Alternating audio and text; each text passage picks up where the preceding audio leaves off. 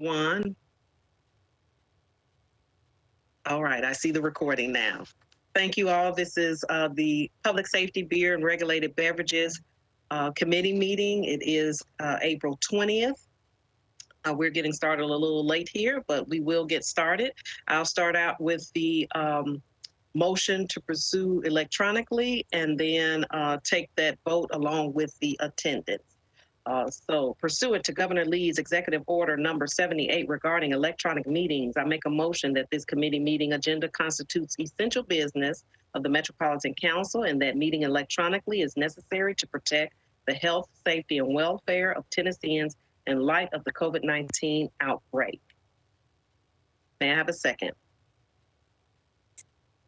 Second. Thank you.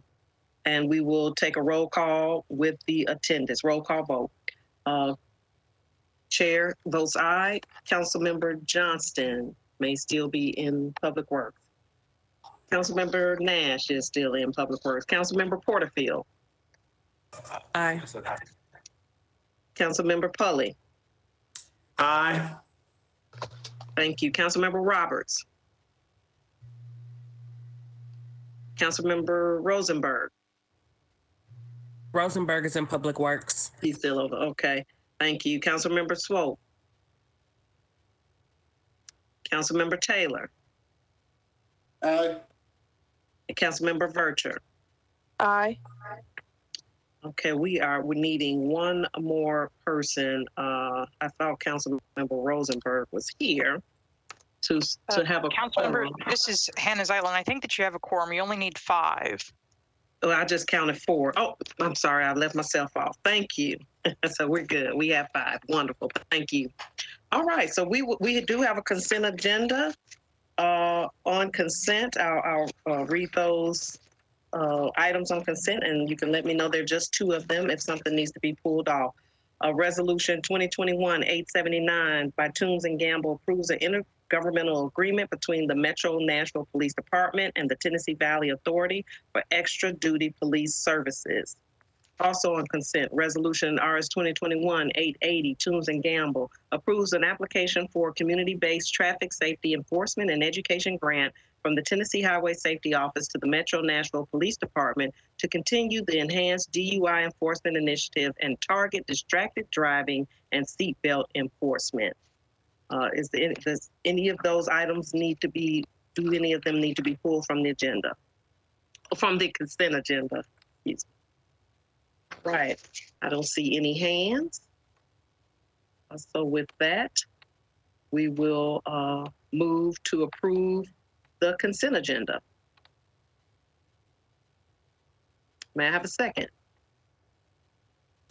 Yep. Thank you. Roll call vote. Chair votes aye. Councilmember Porterfield. I don't know that. Councilmember Pulley. Aye. Councilmember Taylor. Aye. Councilmember Vercher.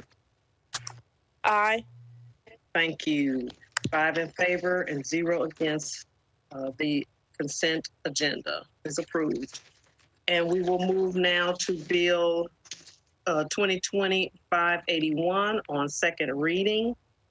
I know that Councilmember O'Connell is still on Public Works. And Councilmember Johnston, I heard somebody come in. No, she's still on Public Works. She's on Public Works. Okay. Ms. Zyland, how is it appropriate to start any discussion about these while we wait on the sponsors to join us? So you can do it in a couple of different ways. So a sponsor usually does need to be present in order for the bill to be considered, but it can be a co-sponsor. So you can choose to wait, or you can just proceed with the bill if you've got a co-sponsor present. Okay. So I do see that we do have a co-sponsor present for Bill 582, Councilman Pulley. And so if we want to get started with that one, and then maybe we'll come back to 581 when we get Councilmember Rosenberg or O'Connell to join us. Is that okay with you, Councilman Pulley? Sure. I also want to let you know that Swope just let me know that he's having problem getting booted on and off of WebEx. So he's got some technology issues, but he's trying to get back on. Okay, great. Thank you. Okay, so we will start a motion to move to for discussion for 582. May I have a second? Second. Thank you. We'll start with you, Councilman Pulley, on discussion on 582. Okay. Or should we I'm sorry. Ms. Island, should we look at the amendments first? Take the amendments first. So I am author of one of the amendment one. yeah, I was gonna say, so you need a motion on the underlying bill in order to consider the amendments, Okay. but you can do it one of, two ways. I mean, for this, I think that amendment one kind of makes the bill, or you could start with the substitute. It's really, up to you guys. Okay, well, the sponsor of the substitute is not here yet, so we'll start with the amendments and go from there. So with Amendment 1, covers, it's a collaborative effort between several council members to include safeguards and measures that were discussed during our public discussions with the community, as well as ACLU, Human Relations, District Attorney's Office, Public Defender, and others. These amendments address a lot of the concerns that we heard regarding privacy and targeting discrimination regarding the LPRs. Amendment 1 adds a two-step scanning process where before a license plate reader can be approached or an investigation on the license plate reader, first it has to be verified that that license plate is on a hot list for a stolen car or Amber Alert or something that involves the uses for the LPR, and that it is updated in real time. So it's updated data. It's not something that has been in the system and it could be incorrect. It is real time updated data. Once that is verified, then a second scan will be allowed to retrieve information on where that car is and any identifying information on that license plate. Also, it involves a policy, deployment policy, that restricts the placement of the license plate readers on fixed posts to the major and collector streets as defined in our Nashville Next major and collector street policy. And that is a way to avoid targeting or placing all of the deployment in specific neighborhoods, such as so-called high crime areas. These deployments of these LPRs on fixed posts will be deployed equitably across the city on major and collector streets and in various quadrants of the city. And that is just a few. If I see Council Member Johnson has joined us, she's also a signer on Amendment 1. If you'd like to add anything to that as well. So we started with 582, and we're talking about the amendments on 582, starting with Amendment 1. Thank you for joining us. I know you just left Public Works. We're bouncing all around. Thank you for giving me the opportunity. Yeah, I'm really excited about this particular amendment just because there's been so many people that have collaborated to make it the best policy that we can make it. And so it really just sort of combined what was important to all of us to again, do just that, make 582 the best policy that we could, taking into account everyone's concerns. And so one of the big things it does, I think you may have said something or not, it reduces the data retention period from 30 days to 10 days. So that's huge. It gives the DA and the public defender access to the data to make sure that all the policies are being followed. So just an added layer of transparency.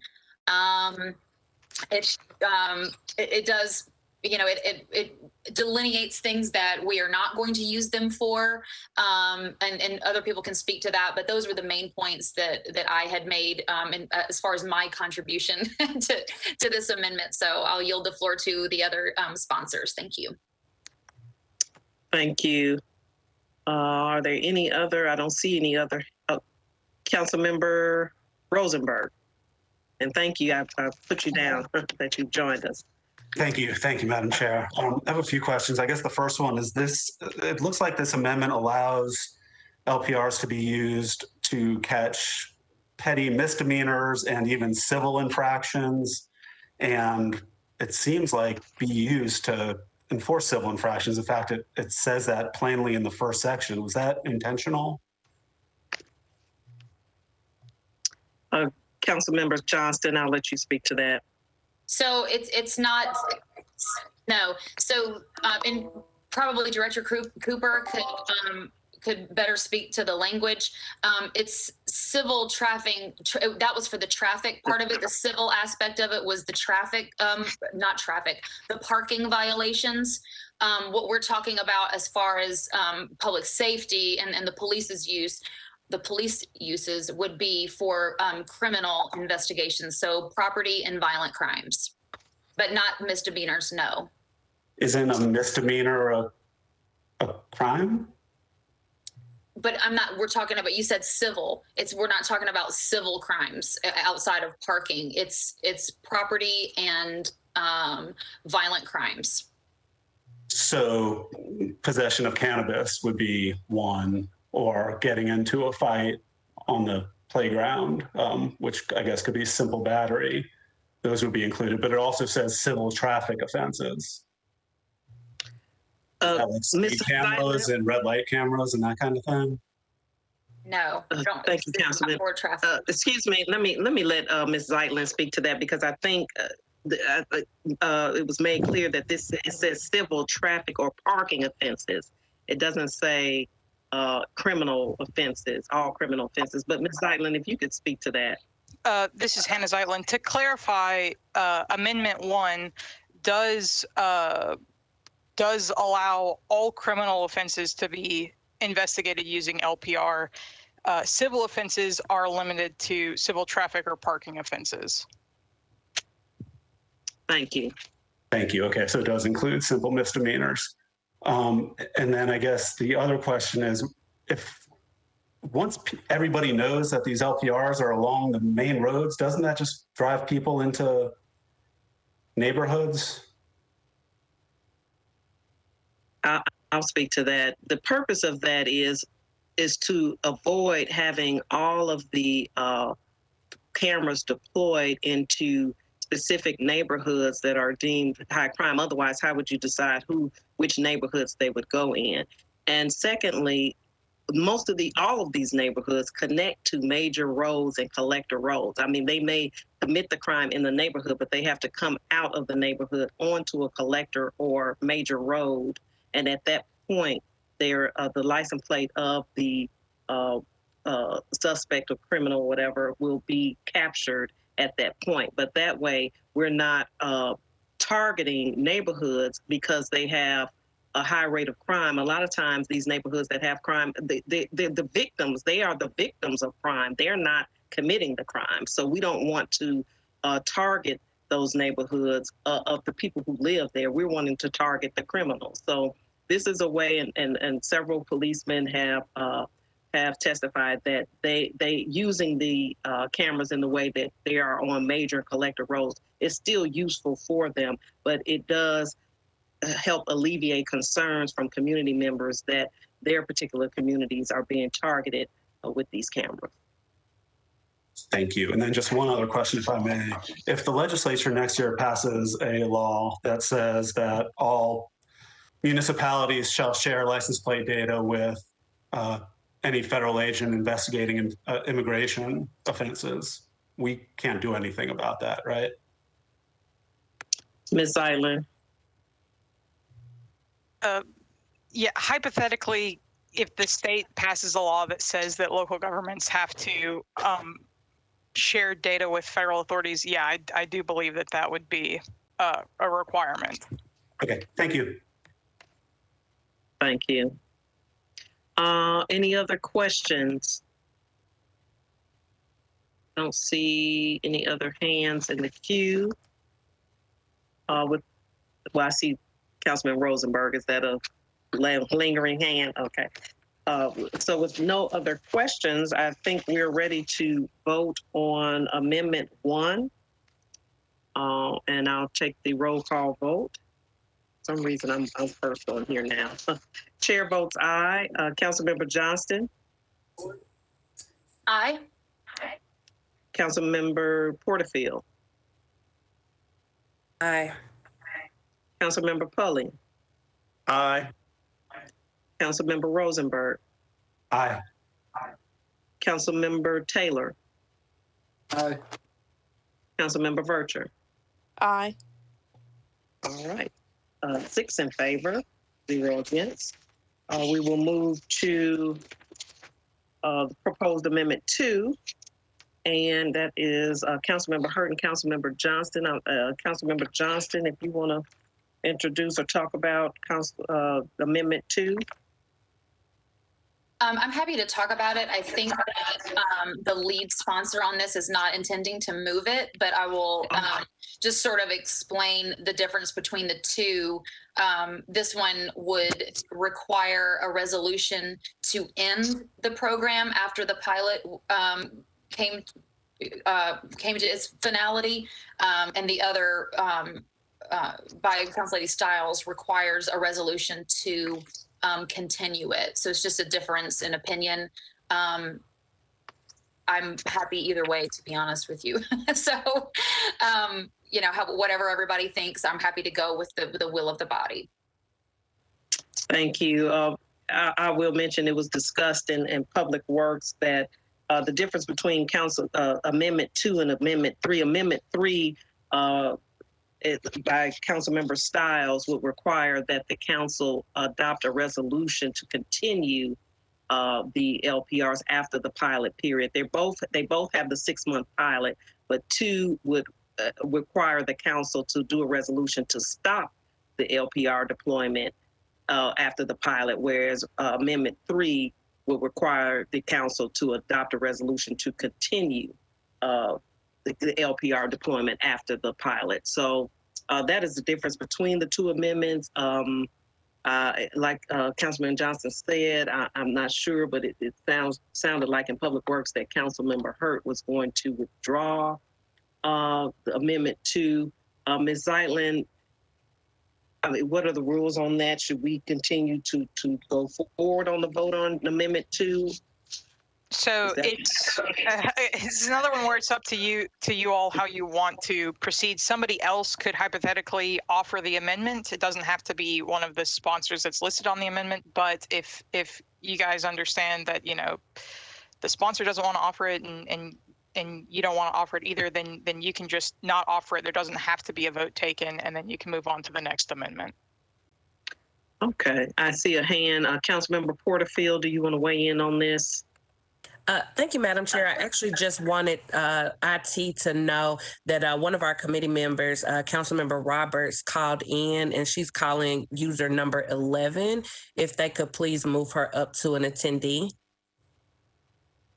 And my apologies for interrupting. I unmuted her, but I'm unable to make her a panelist. But she's unmuted right now if she's calling user number 11. Okay, thank you. Okay. User number 11, Councilmember Roberts, would you like to speak?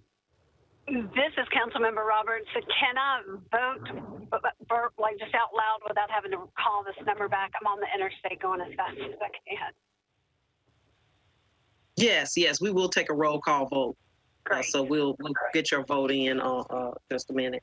Okay, well, if no one is interested in taking on Amendment 2, we will just move on then to Amendment 3. And I think we just gave a brief explanation of Amendment 3. Is Councilmember Stiles on the, do we need to have the, I'll sign on to it do we need to have the sponsor here to do the amendment? This is Hannah Zeitlin. No, you don't need the sponsor present. Okay. All right. Are we voting on Amendment 2? Is that what's going on, Madam Chair? No, we are going past Amendment 2 because the sponsor of Amendment 2 would like to withdraw it and no one else is wants to put it forward, so we don't have to vote on Amendment 2. Thank So you. we're moving, thank you. We are moving on to Amendment 3. And so I make a move to approve Amendment 3. Is there a second? Seconded. Thank you. Any discussion? Councilmember Porterfield, is your hand still up, or is that for Amendment 3? My apologies, that was my old hand. No problem. All right, with no hands, we are ready for a roll call vote. Chair votes aye. Councilmember Johnston? Aye. Thank you. Councilmember Porterfield? Aye. Councilmember Pulley? Aye. Councilmember Rosenberg? Aye. Councilmember Taylor? Aye. Councilmember Roberts? Aye. Councilmember Vercher? Aye. Thank you. All right, I have 8 in favor, 0 against. All right, we will move on then to the Amendment 4, and Councilmember Rosenberg is here. I'll move to approve for discussion. May I have a second? Second. Thank you. And if you'd like to talk about your amendment. Sure. Amendment 4 just says that if the policies that are laid out in Amendment 1 aren't followed, we'll discontinue using the LPRs. These LPRs are going to suck up millions of records. And we're being told that we don't need to worry about that because the policies are going to protect us from misuse and abuse. So it stands to reason that this is something that everybody in favor of this should be comfortable with.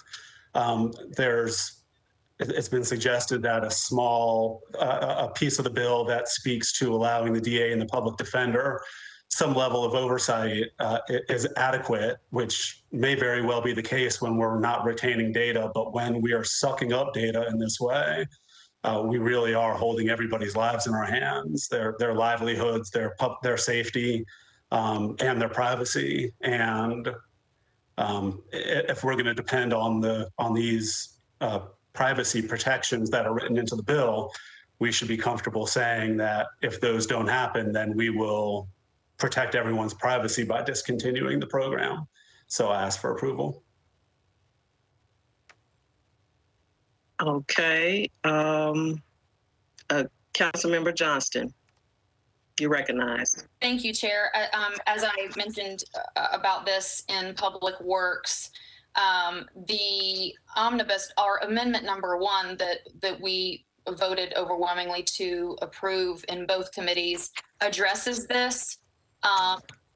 It also addresses penalties in a pretty major way for not following these policies that we've laid out.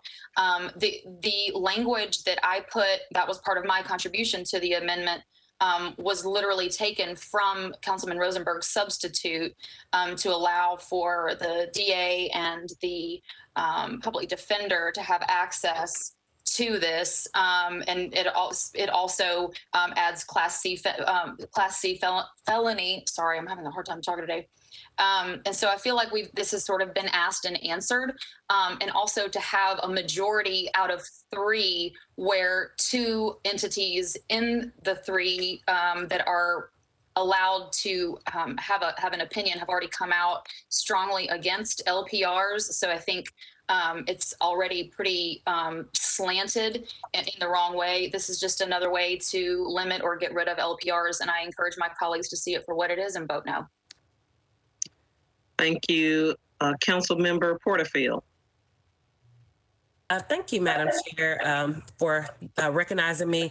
I am voting in support of Amendment 4, and I would like to thank Councilmember Johnson for sharing those concerns and perspectives. I do think that they are some things that we should consider. What gives me pause is that penalties then and of themselves don't deter people from doing something wrong. If that were the case, no one would commit a crime because there is a penalty for any crime committed. So while I appreciate the attempt to put those penalties in Amendment 1, we cannot rely on that solely to think that there will be no misuse or that there won't be any policy violation. And while we have had people to speak out against LPRs, I firmly believe that our elected officials, the DA and the public defender, and that the chair of the Community Oversight Board, regardless of their personal opinions, I believe that they will act with integrity and that, they will be able to clearly say whether or not a policy has been a policy has been violated, regardless of an opinion. There are policies that are outlined, and it's clear to see whether there was a violation or not a violation. So I trust that they will do what is right, and that they will that they won't be swayed by their personal opinion. So I'm voting for it, and I ask my colleagues to vote for it. Thank you. Councilman Rosenberg. Okay, I would like to speak on, take a moment to speak about this. I agree with Councilmember Johnston. I don't see that this amendment is necessary. Not only does Amendment 1 speak to penalties for misuse, but it also speaks to safeguards to prevent misuse. There are, as I said earlier, there's a 2-scanning process to verify license plate on a hot list. There's also in Amendment 1 a sorry, it just escaped me. A part where in order to avoid misuse for MMPD, for example, law enforcement, preventing them from using the license plate data to target individuals for whatever domestic issues or protesting, whatever. There's a policy that will be implemented to avoid that as well. So there are several measures and safeguards in place to avoid misuse in the first place. And then if it were to occur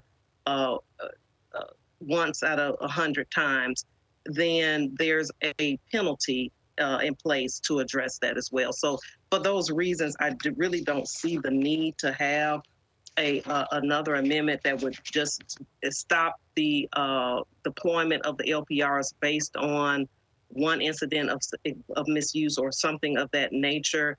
And also, we will have monthly reports or bi-monthly reports. So if we see that there is misuse or something being done, we can take measures to address that ahead of time without having to just abruptly stop the deployment. So with that, I'll stop there and let anyone else, if you have any other questions or comments. All right, I don't see any other hands. With that, we'll go on and take a vote on Amendment 4. Roll call vote. Chair votes no. Councilmember Johnston? No. Councilmember Porterfield? Aye. Councilmember Pulley? No. Councilmember Roberts?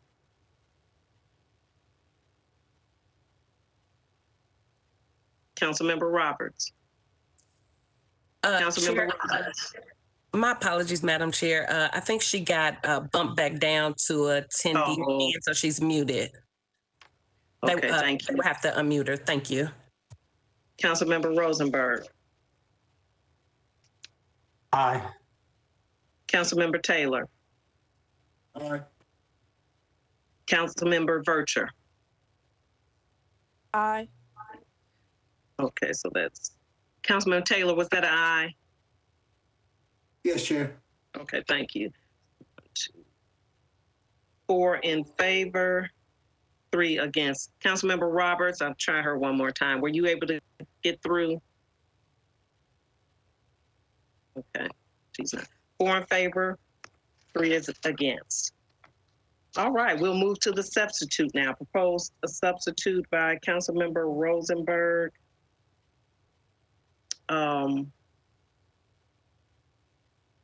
I'll move for approval. Ms. Zeitlin, we took it in the reverse in Public Works. So how does that work? Should we put on the amendment? I guess just keep in mind that this substitute would completely rewrite the bill. So amendments 1, 2, and 4, which you put on, those kind of, those would be on the underlying bill. This substitute, if it were passed, in order like this, would wipe all of that out and just be kind of a standalone option. Okay. Does that make sense? Yes. So, so with that, should we take a vote? Is it up to the sponsor if we want to do that, or or is it up to the chair? How do we do?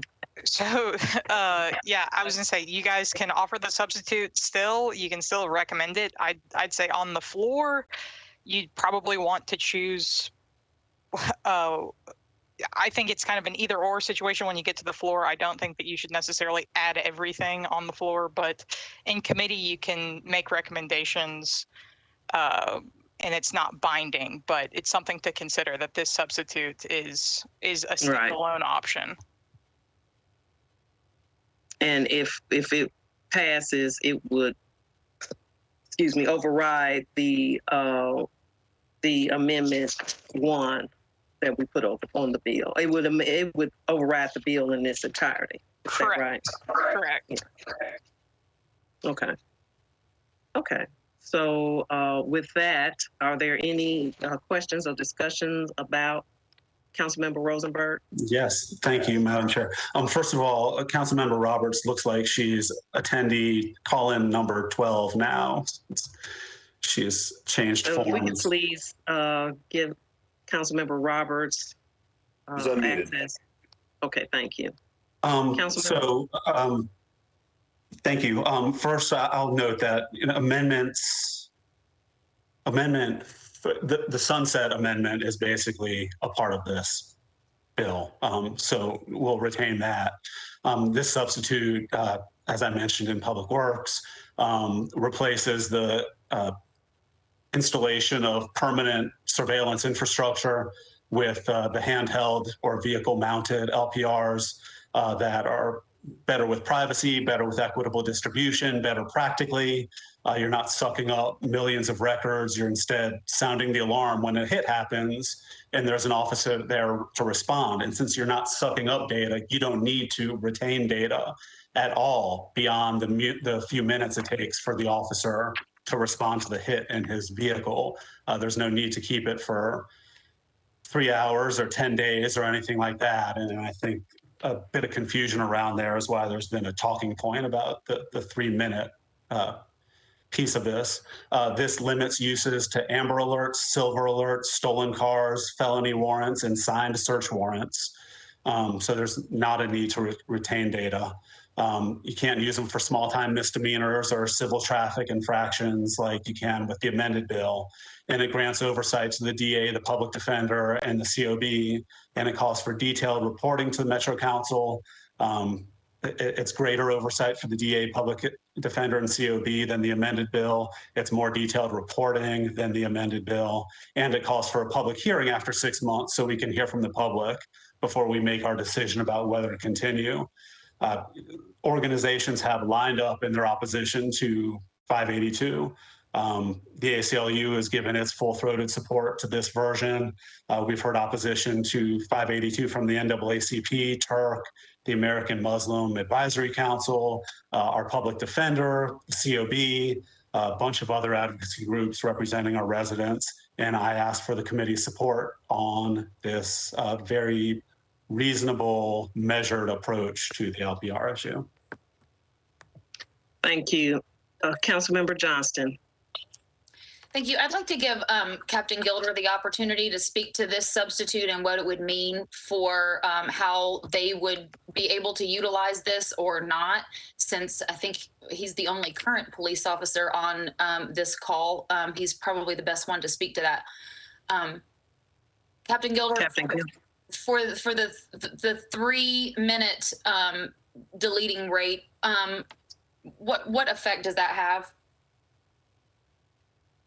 So a 3-minute retention period would effectively, allow alerts that a vehicle passed through an area but it's obviously not going to retain it for an extended period of time. So effectively, it'll tell you that the car passed through the area, but it all but eliminates its usefulness for criminal investigations. So if I have a homicide that occurs directly across from an LPR camera and the suspect vehicle passes by it, there's virtually no chance that we will get into the system in time to look at that data before it's wiped from the system. So yeah, it would alert you that the stolen vehicles passed by. But if an officer's there to see that, then they're probably already spotting that anyway. So it really has no effectiveness as to investigate crimes that have already occurred. And can you speak also to how it would or would not help deter crimes? As far as I would think that at that point, stationary or pole-mounted cameras at that point would become completely ineffective, and so it really just would be those that are used in police cars, which already is allowed in the code. Is that something you would agree? Yeah, I mean, if as far as mounting them, with a 3-minute retention period, again, all it's going to do is alert us. I'd have to have somebody in the area to be able to respond to that alert, to do something with it, which, you know, we're short-staffed as it is. As far as mounted in the vehicle, again, that would require an officer to be in the area to do something if there is an alert that is received. So you lose the ability, the force multiplier effect of being able to investigate leads in crimes that have already occurred if the data is wiped in that quickly period of time. Thank you. Thank you. Oh, sorry. Thank you. Thank you both. Let me move on to Councilmember Pulley. Thank you, Madam Chair. I'm probably going to come back to Captain Gilder for a little clarification on that. I do have a quick question for the sponsor, if you may. In a recital in the bill, you refer to police lieutenant who pled guilty to using license plate reader data to blackmail patrons of a bar frequented by members of the LGBTQ community. And I just wonder if you could tell us the source of that information. If you'll give me just a moment, I'll pull up the story. If you want to ask Captain Gilder your other question, I'll look that up right now. All right. So the other question I have relating to the difference between the substitute and how and the 582 and how will the MNPD be able to use that technology? Would it effectively just get rid of your ability to use standing LPRs for criminal use altogether? Yeah, as I stated, I think as far as an investigative tool to investigate crimes that have already occurred where we're trying to look for leads, it would really be limited to, you know, locating stolen vehicles, or I guess I think it also includes vehicles that have wanted persons that are registered owners maybe. But again, that's wholly dependent on me having somebody, an officer there at the moment or very close by to respond to that alert to locate it. Okay. All right. There's also another recital in this bill that indicates that LPR data was misused in an incident in Aurora, Colorado, where there was a misread evidently. And I think the evidence or the data would show that it was a tag number from another state. And then law enforcement authorities stopped the vehicle and then pulled the people out and put them on the ground. Can you speak to the policy as it relates to if we were to implement an LPR system and you get a hit on a tag number, would it not be prudent policy, or is it current policy, for the police officer to actually run physically the tag of the vehicle before he stops it, which would really keep us out of any situations like that? So I can tell you what typically happens is when an officer is running a tag, if they're running on their MDC in the vehicle and it comes back particularly with something serious like a stolen offense, before we're going to initiate a felony type stop, we would want to confirm that through dispatch. So we would also ask the dispatcher to run that.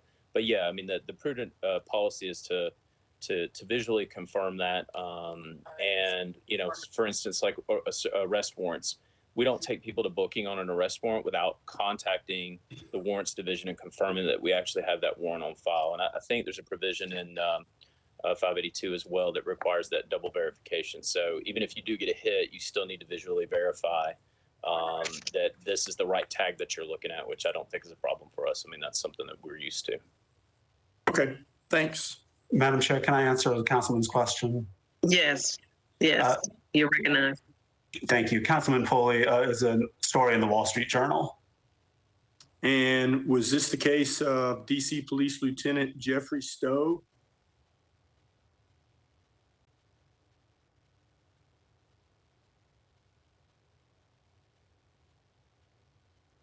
It's a September 29th. It's December 29th, 2012 story. I don't have the full article in front of me. There's a follow-up story on for the Washington Post in a November 1997 article, which really outlines the details of that case. And the facts are that Lieutenant Stowe was physically surveilling a parking lot in a bar area frequented by LGBTQ patrons. And he ran those plates that he physically observed, and there's nothing in there that indicates license plate reader data at all. So it kind of appears to me that that recital is a bit misleading. If that's the case, I'm happy to correct that. I'm curious about whether that was part of police department policy or not to stake out a parking lot like that. So maybe policies aren't as protective as we need.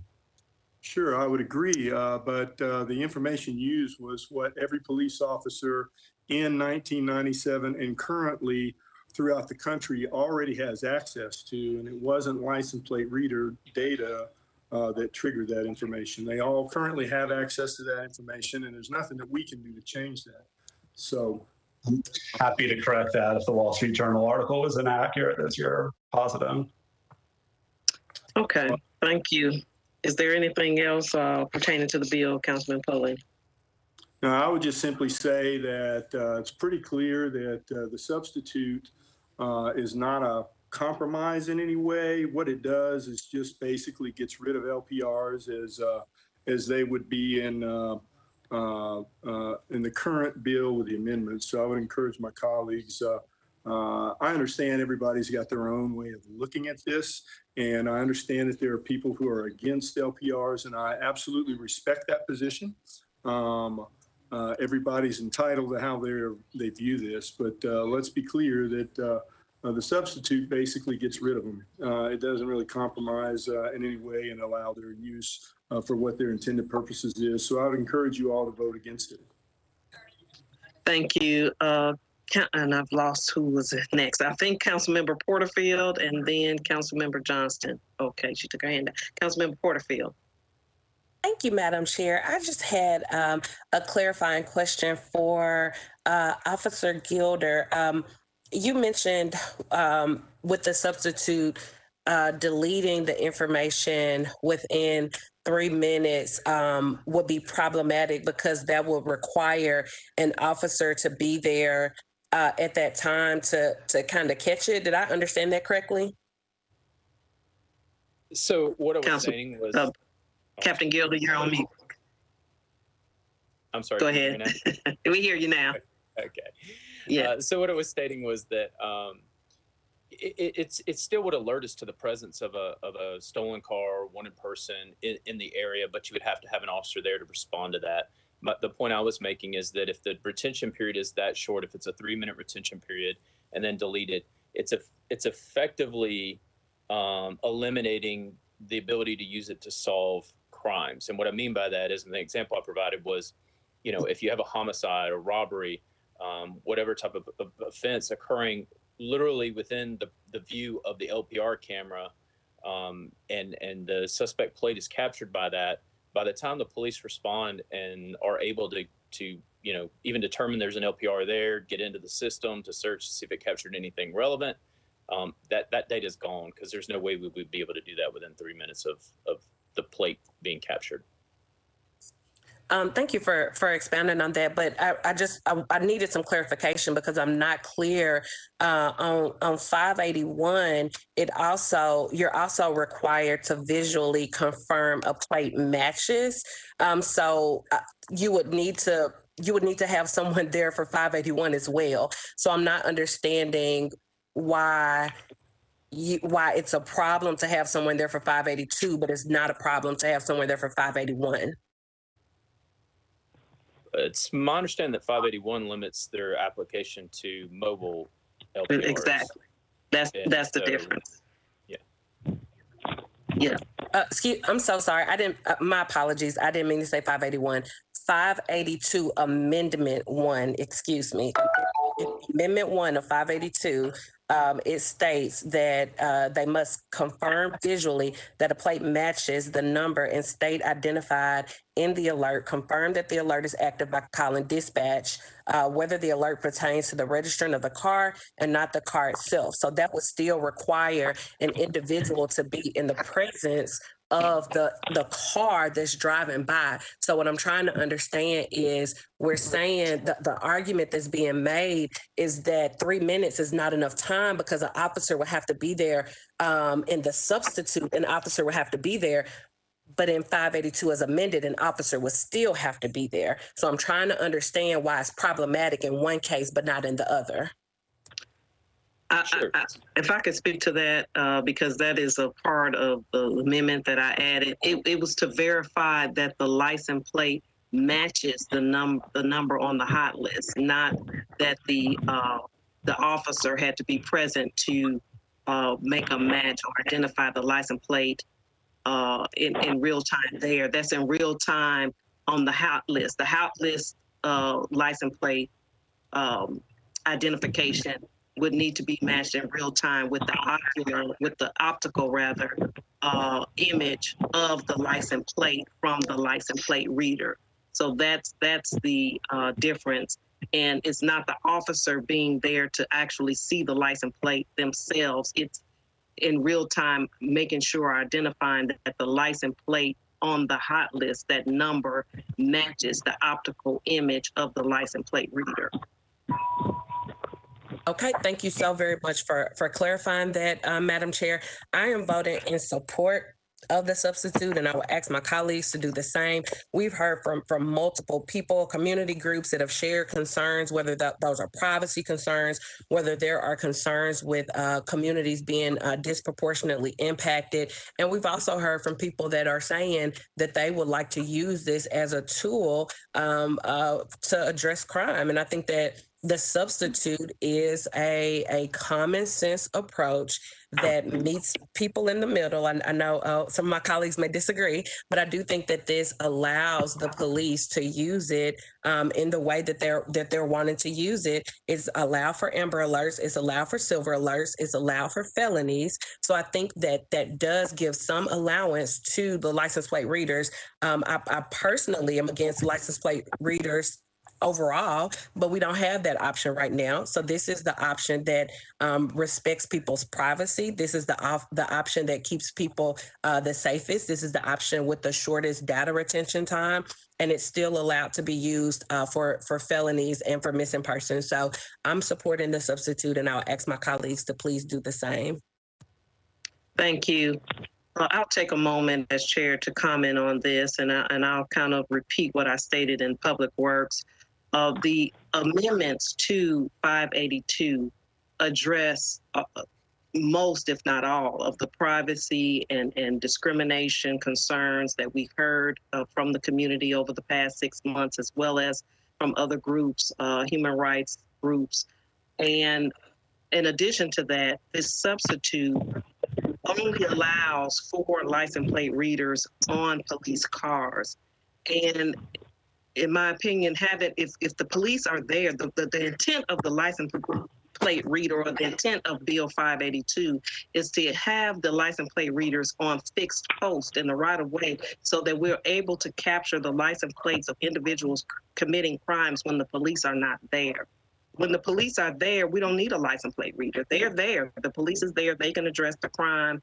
They can get the license plate. But it's when they're not there that we're having the issue of stolen cars, of Amber Alerts, of not being able to solve these crimes and even prevent crimes. And in my opinion, if this substitute takes away the need for the license plate readers, we may as well just not. If we approve the substitute, we don't need license plate readers at all. Maybe Nashville is not ready for license plate readers, because this would not help address the issue that we're trying to solve of solving crimes when the police are not present. The police can't be everywhere all the time, but having this technology used in a responsible way with safeguard, with restrictions, is a way that we can help prevent crime, mitigate crimes, and solve crimes. And for those reasons, I'm supporting 582 and not supporting this substitute, and I encourage colleagues to do the same. I still see hands in the queue. I'm not sure if those are old hands. Councilmember Rosenberg and Pulley. Thank you, Madam Chair. The conversation or the exchange that just occurred regarding 3 minutes an officer needing to be there kind of highlights the problem with fixed readers. First of all, those wouldn't be loud, so it makes sense that we wouldn't need to retain the data because an officer would be there. But when you have a study conducted by a police department that shows a third of license plate reads, a third are wrong, are misreads, then yeah, you can mitigate that when you're making a stop after just getting a hit by visually confirming the license plate. But if you're going to accuse somebody of being at a crime scene a couple weeks earlier because of old data, and there's a 1 in 3 chance that you're wrong, then you're just putting somebody in harm's way. And community police encounters don't always end, with the right thing happening. It makes pretty clear that, if we're going to start going down the road of LPRs, we don't need to bust through the wall like the Kool-Aid man, when we could just gradually try out the mobile readers and see how they're being used and collect the data and go from there. Thank you. Thank you. I don't see any other hands. So with that, I believe we are ready for a vote. And I will take the roll call vote on the proposed substitute by Rosenberg. Nash is present now. Oh, okay. Thank you, Councilman Nash. All right. Chair votes no. Councilmember Johnston. No. Councilmember Nash. No. Councilmember Porterfield. Yes. Councilmember Pulley. No. Councilmember Roberts. Yes. Councilmember Rosenberg. Yes. Councilmember Taylor. No. Councilmember Vercher. Councilmember Vercher. I think that she just got kicked out and is trying to get back in. Is she on as a attendee?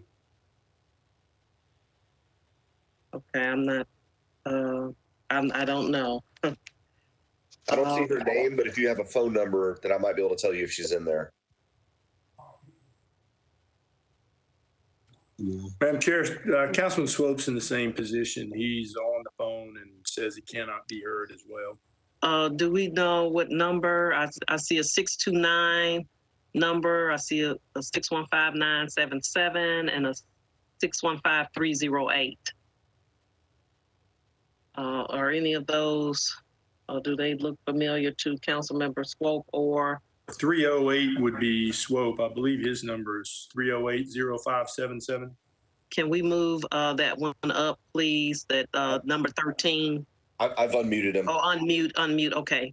Councilmember Swope, can you hear us? Yes, I can. Can you hear me? Yes, we can hear you. I apologize. We haven't been able to get you in this whole meeting. Were you able to hear us at all?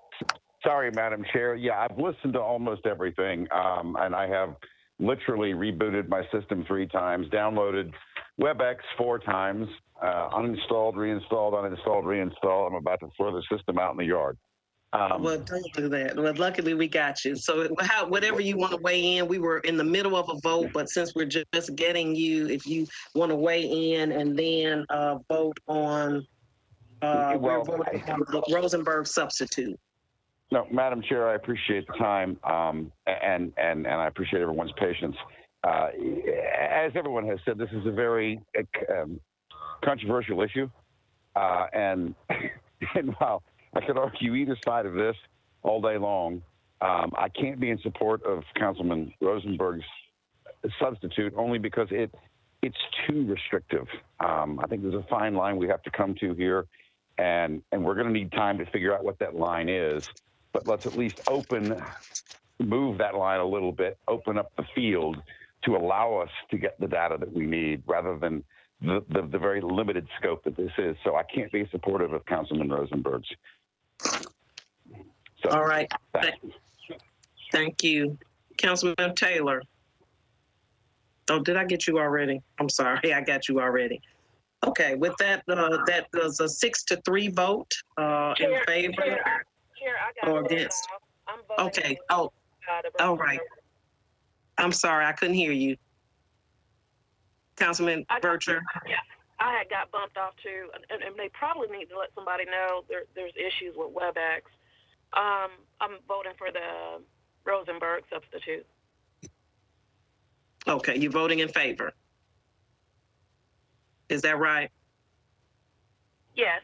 Burcher. Okay, thank you. All right, that is 6 against and 4 in favor. So that is not approved. All right, so we are on to, I guess, BL 5581, Councilman. Councilmember, this is Hannah Zeitlin. You need to vote on 582 as amended. Oh, yes, thank you. Yes, so we will go back. We will vote on 582 as amended. Is there a move for approval? Is a second? And is there any discussion? Councilman Rosenberg, I see your hand. Is that old? Okay. All right, voting on Bill 582 as amended with Amendment 1 and Amendment 3 and Amendment 4. Roll call vote. Chair votes aye. Councilmember Johnston. Aye. Councilmember Nash. Aye. Councilmember Porterfield. No. Councilmember Pulley. Aye. Councilmember Roberts. No. Councilmember Rosenberg. No. Councilmember Swope. Yes. Councilmember Taylor. No. Councilmember Vercher. No. Okay, so that's 2, 3, 4 in favor and 5 against. So that 582 fails in committee. That's backwards. Oh, I'm sorry. It was 5-4. No, it was 5-5. 5-5. 5-5. Okay, thank you. Yeah, that means no recommendation from the committee. So right. it does technically fail in committee. Okay, 5-5. All right, thank you. So with that, is Councilman O'Connell on the call for Bill 581 or Councilmember Rosenberg, if you want to take that one? Yeah, gosh, Madam Chair, I believe that, yes, please. And I think that there's an amendment or a substitute to 581. Yes. Do you want to speak to that or Ms. Zeitlin? How should we proceed with the amendment? Ms. Zeitlin, would you mind kicking off, please? This is Hannah Zeitlin. Hang on one second. Let me get to these amendments in my notes. So 581, I'd also consider this sort of an alternative, so you guys can make a recommendation in committee, but ultimately, on the floor, you're really only gonna want to pass one of these bills. But 582 basically makes changes to the current LPR section. Amendment 1 limits the applicability of LPR to Metro. That's to eliminate some First Amendment concerns that were raised with prohibiting private use of LPR. Amendment 2 allows for LPR technology to be used for active parking enforcement. Okay. Councilman, are there any questions? Are there any questions regarding the amendment? Councilmember Rosenberg? Yeah, so I'll move both amendments at one, if everyone's okay with them. Otherwise, I'll just move Amendment 1 to begin with, which limits our fixed LPR ban to only apply to Metro government and agents of the government. And to clarify, Ms. Zeitlin, this amendment only refers to the parking and emissions, because 581 does not allow the use for license plate readers for MMPD or government use for crimes. Is that correct? So 581 makes it so that LPR can be used in law enforcement vehicles. Oh, okay, that's right. So In law enforcement. it still includes the emissions testing language that's currently in there, but it also allows for use of LPR in law enforcement vehicles. That's kind of the underlying bill. Well, Ms. Zeitlin, I believe that's already allowed under the code. Yes, I think that this is a clarification of that, and then the use within the public right-of-way. Yeah, this amendment makes clear that we can't keep an HOA from using a license plate scanner if we want to, and that's what Amendment 1 does. The bill itself seeks to say that we're not going to use LPRs to monitor the public right-of-way, even if we put the physical camera outside of the public right-of-way. Any other questions about Amendment 1 or 2 on Bill 581? No more questions. All right, we're ready for a vote. Chair votes no, or well, on the amendments, chair votes no. Councilmember Johnston? No. Councilmember Nash? Yes. Councilmember Porterfield? Yes. Councilmember Pulley? No. Councilmember Roberts? No. Councilmember Rosenberg? I'm sorry. May I change my vote? I meant yes. I'm so sorry. Okay, no problem. Councilmember Rosenberg? Yes. Councilmember Swope? No. Councilmember Taylor? Yes. Councilmember Vercher? Councilmember Vercher? What was the last vote?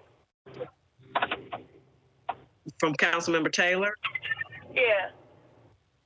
Yes. I'm a no. Okay. 5, 1, 2, 3, 4 in favor, 5 against. Is that right, Ms. Zeitlin? Ms. Zeitlin? This is another one that I've got 5-5. Okay. I don't know where I'm missing something. It's 5-5, no recommendation.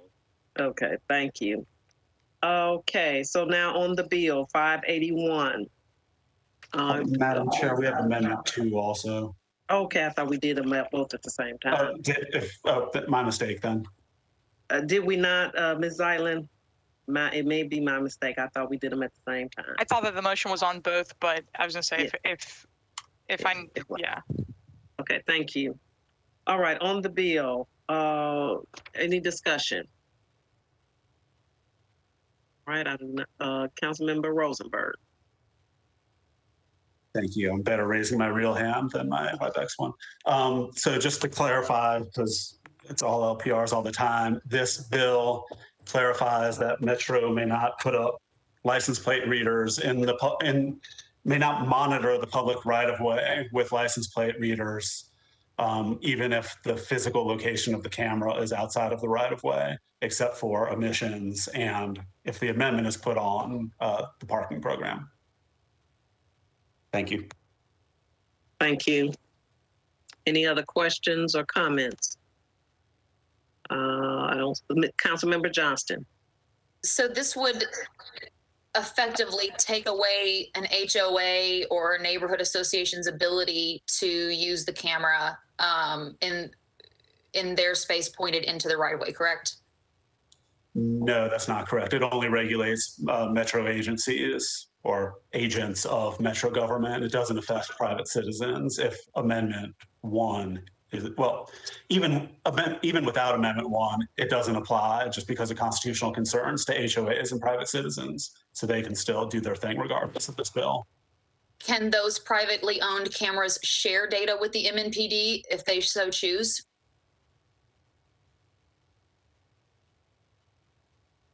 Yes. You didn't sound super confident about that. I was thinking 74 conversations ago. Ms. Zeitlin, do you want to answer that? Yes, there's nothing in this bill that would limit a private party's ability to share LPR data. Okay. Thank you. All right. With that, I do not see any other hands in the queue. So we'll move for a vote, roll call vote on Bill 581. I would say as amended, but with no recommendation on the amendment. Chair votes no. Councilmember Johnston. No. Councilmember Nash. No. Councilmember Porterfield. Aye. Councilmember Pulley. No. Councilmember Roberts. Yes. Councilmember Rosenberg. Yes. Councilmember Swope. No. Councilmember Taylor. No. Councilmember Vercher.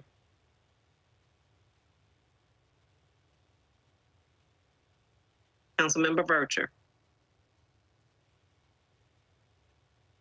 Okay, I don't know if we lost her again. Chair, I will tell you right now that WebEx is having unbelievable problems. I think I just heard her. Councilmember Vercher? Yes. On 581, yes. Okay. All right, so that is 1, 2. I see 4 in favor, 6 against. Is that right? This is Hannah. That's what I have. I thought I got Okay. 5-5. So 4. I have 4 in favor, 6 against, and that fails in committee. All right, that concludes our agenda. Thank you all for your patience, and we need to get over to the council meeting. Thank you. Motion to adjourn. Second. Thank you.